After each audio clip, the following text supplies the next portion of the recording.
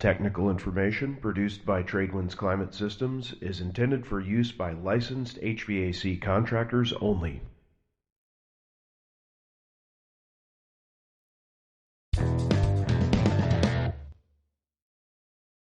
FO displayed on the indoor unit indicates the system is going into refrigerant protection mode. The judgment for this condition occurs when the indoor ambient temperature sensor does not receive an adequate change in resistance over time.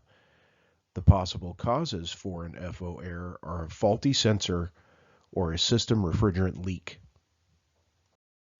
To check for a faulty sensor, first make sure the sensor connections are tight. Then check the temperature differential of the inlet and outlet across the indoor coil. If necessary, test the sensor resistance against the value table found on GREEcomfort.com. To check for a refrigerant leak, check the system pressure with gauges. Find the leak.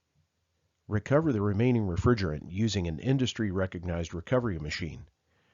Use a charging scale to weigh out the refrigerant and compare against the volume of the factory charge plus any additional charge required for additional line set length.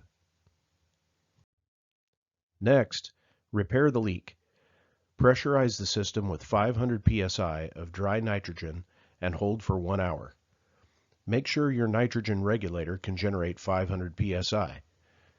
Carefully soap all mechanical connections and inspect for leaks, including your gauge connections.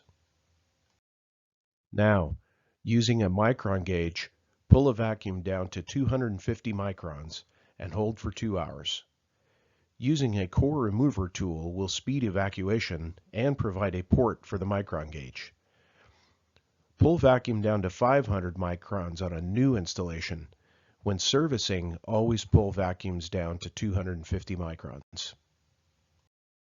Use a charging scale to weigh in the exact required refrigerant charge. Charging information for specific models can be found on GREEcomfort.com.